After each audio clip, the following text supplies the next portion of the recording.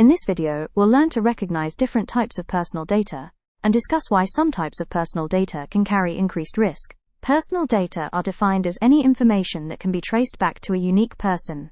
Several examples of personal data include raw interview transcripts, IP addresses, patient heart rates, and online reviews of a restaurant.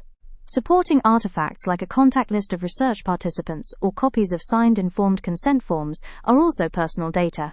A piece of information is considered personal data, whether it can be directly or indirectly traced to a single person. To illustrate further, let's compare different types of personal data.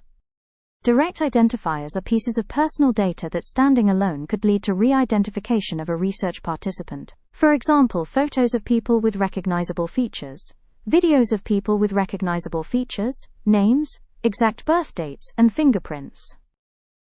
Indirect identifiers are pieces of data that could be used to re-identify a study participant, if combined with other pieces of available information. Indirect identifiers are also referred to as quasi-identifiers. Examples include IP addresses, broad geolocations, height, shoe size, profession and age ranges of participants. It may seem like handling a dataset about ages or shoe sizes could not be risky.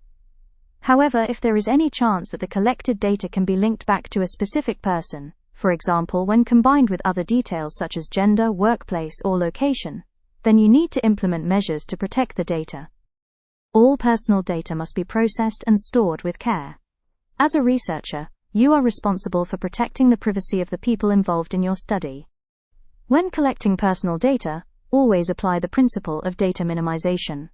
Only collect the data you truly need for your research. Avoid recording direct identifiers, such as addresses, phone numbers, exact birth dates, and student IDs, unless they are directly relevant to your research goals.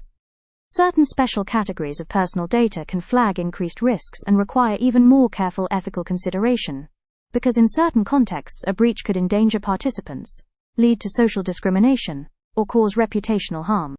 Special categories, namely, involve data about racial or ethnic origin, political views, religion or philosophy of life, membership in a trade union, sexual preferences, health status or genetic data.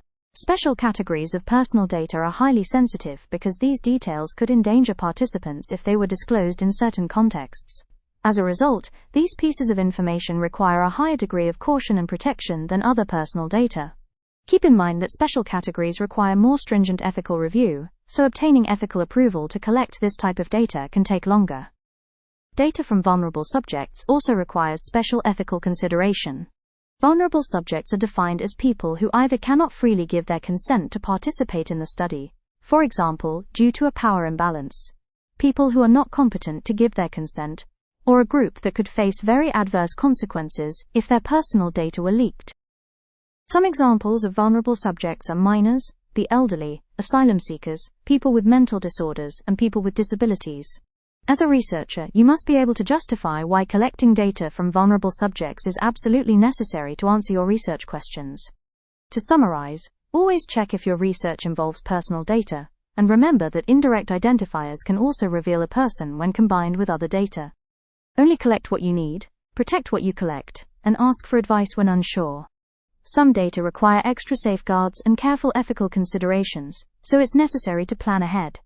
Handle personal data with respect and care. Protecting participant privacy is key to responsible research.